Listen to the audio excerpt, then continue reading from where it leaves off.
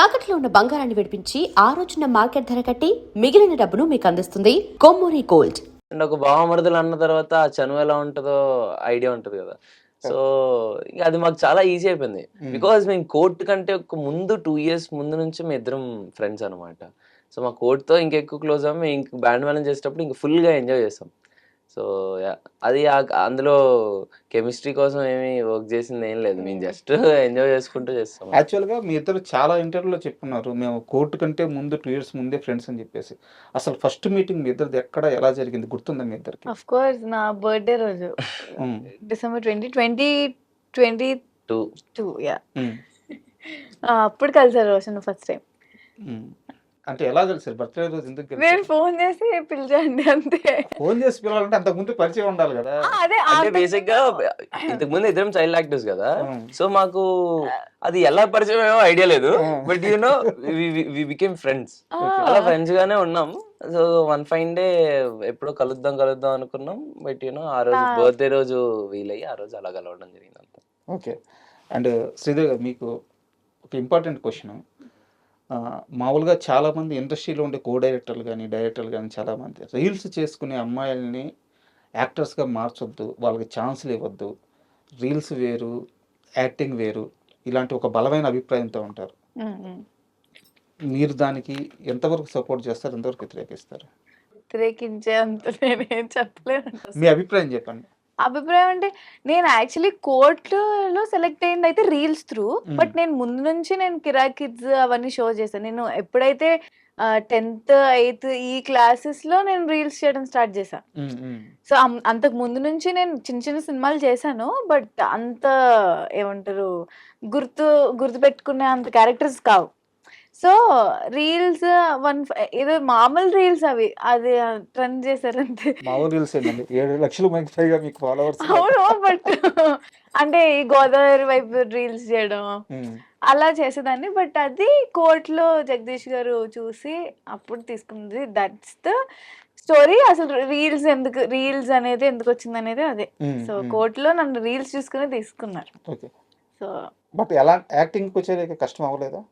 కష్టం అంటే అయ్యో కష్టమే అసలు. అంటే ఫస్ట్ నేను 30 days నేను ఒక 1 month అలా నేను క్లాస్ తీసుకున్నాను. ఇప్పుడు మన వర్క్ షాప్ చేసాం. వర్క్ షాప్ యాక్టింగ్ క్లాస్ తీసుకున్నాను కోర్ట్కి. ఓకే. సో ఈజీ అయింది ఆయన వల్ల. అండ్ ఇంకో క్వశ్చన్, ఇప్పుడు దాకా మీరు వర్క్ చేసినది కూడా చాలా కంఫర్ట్గా ఉండే ఎన్విరాన్మెంట్లోనే వర్క్ చేశారు. నాని గారి ప్రొడక్షన్ అయితే కోన వెంకట గారి ప్రొడక్షన్లో అయితే వెరీ గుడ్. అంటే వాళ్ళిద్దరు కూడా సినిమా తప్పించి వాళ్ళకి వేరే ఏం తెలియదు.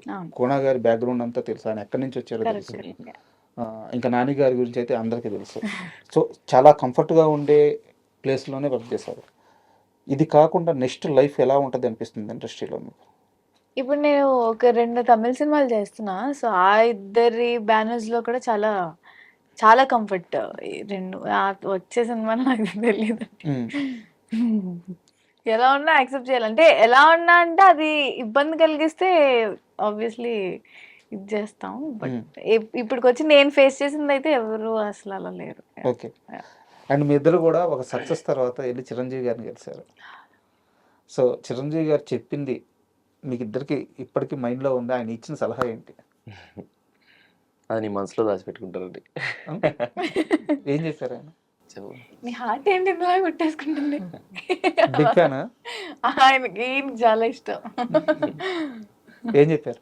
యాక్చువల్లీ ఆయన చెప్పింది కూడా నేనే వీడియో తీసాను, రికార్డ్ చేసింది. సో ఆ రోజు వెళ్తున్నా, అప్పటి నుంచి వాడు ఫుల్ టెన్షన్ అనమాట. అయ్యో ఏం మాట్లాడా, ఆయన చూస్తే నేను అసలు స్పెల్ బౌండ్ అయిపోతా అన్నట్టు.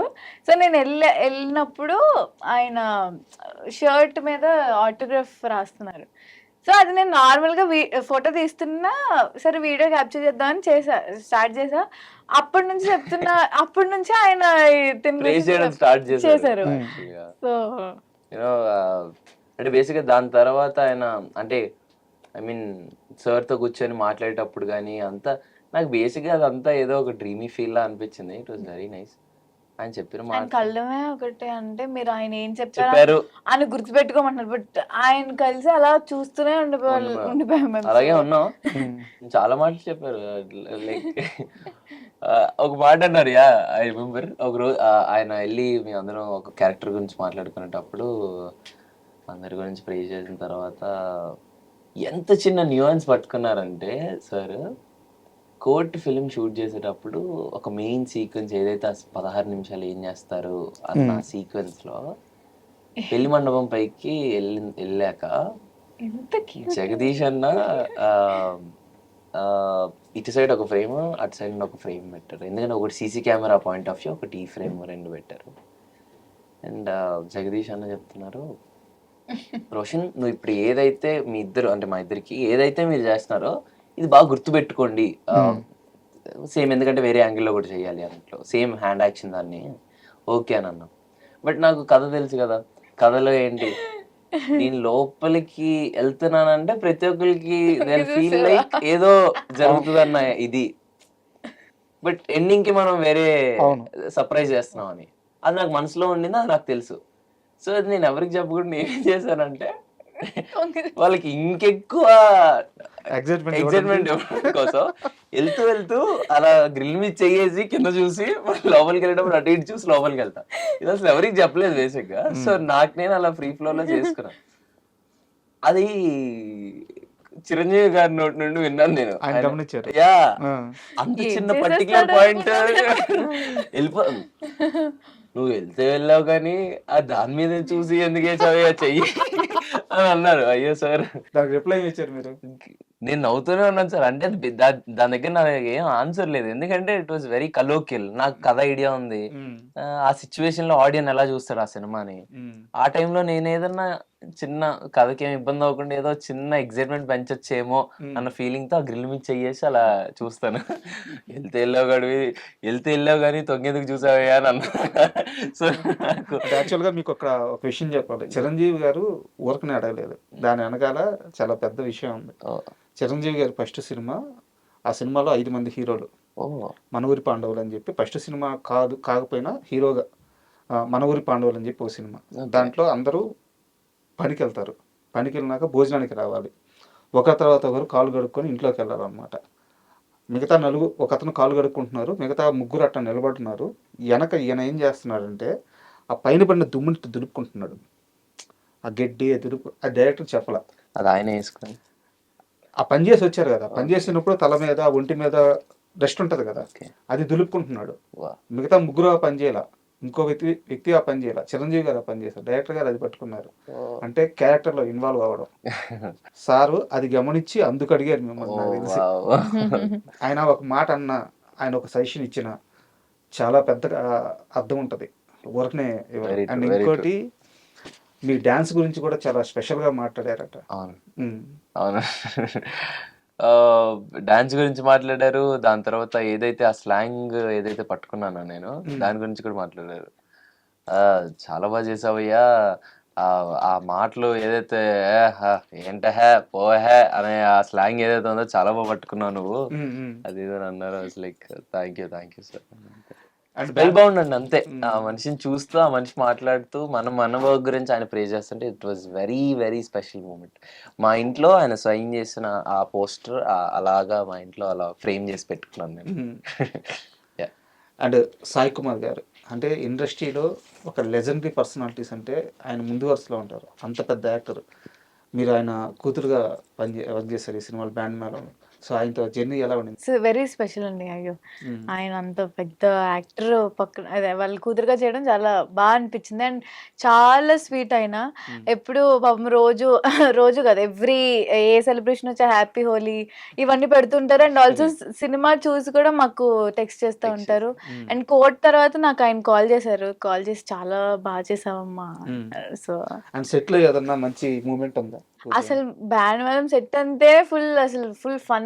ఎందుకంటే ఫుల్ ఫ్రెండ్స్ క్యారెక్టర్స్ కానీ మేమంతా చాలా ఫుల్ ఫన్ ఉండే. సో యాక్టింగ్ కొంచెం తక్కువ, ఎక్కువ ఫన్ ఉండే.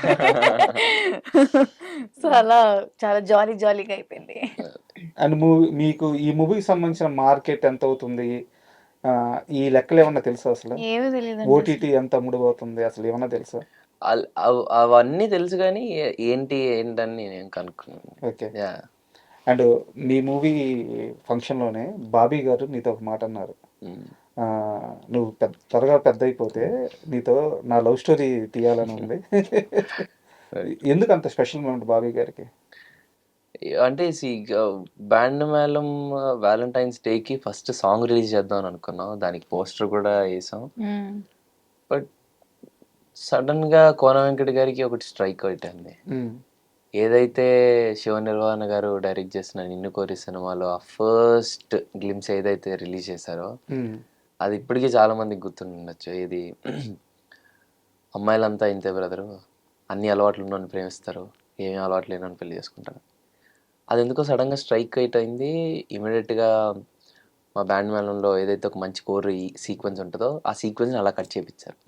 అది కట్ చేయించి సార్ ఇప్పుడు నెక్స్ట్ బాబీ సార్ దానికి రైటింగ్స్లో ఉన్నారు కాబట్టి వెళ్ళానమాట కలవడానికి. సో వెళ్ళి ఆ రోజు ఆ వీడియో వస్తే అది పెట్టి చూపించారు అంతే. దెన్ బాబీ అన్న ఇస్ లైక్, సార్ అసలు మీరు ఏం పెట్టద్దు, ఇంత మంచి ఇది ఉన్నప్పుడు ఇదే మీరు రిలీజ్ చేయండి అని అన్నారు. ఆయన రిపీటెడ్లీ చూశారు. ఆ రిపీటెడ్లీ చూసి నాకు ఒకరోజు ఫోన్ చేసి, అంటే అది ఎప్పుడైతే కోనగారితో ఉన్నప్పుడు ఫోన్ చేసి నాతో మాట్లాడారు. బ్రిలియంట్ పర్ఫార్మెన్స్ రోషన్, అద్దెరు కొట్టావు. అంటే అంటే ప్రతి ఒక్క అంటే యాజ్ అన్ యాక్టర్గా ఎలా ఉంటుందంటే అండి, మనం ఏదో ఆ ఫీలింగ్ తెలియకుండా కెమెరాలో తెలియడానికి ఎన్నో ప్రెప్ చేసుకొని ఆ లిప్ ఇది కానీ ఐస్లో బ్లింక్ చేయకుండా ఐస్లో టీయర్స్ అలా ఉంచడం కానీ ఇన్ని చేస్తాం కదా, దాన్ని ఎవరన్నా ఎప్పుడన్నా రికగ్నైజ్ చేసినప్పుడు అది ఎంత హ్యాపీగా ఉంటుంది తెలుసా. సో అది కంటిన్యూస్గా ఏవైతే నేను చేసినవన్నీ ఆయన వరుసగా లైన్లో చెప్తూ ఉంటే ఐ ఫెల్ట్ వెరీ హ్యాపీ. ఓ మనం చేసిన దానికి జస్టిఫికేషన్ వచ్చింది అని. ఆ రోజు స్టేజ్ ఎక్కి ఆ మాట అనడం చాలా బాగా అనిపించింది. అండ్ ఒక మంచి బాధ్యత కూడా పెరిగింది, ఇంకా బాగా చేయాలేమో అని.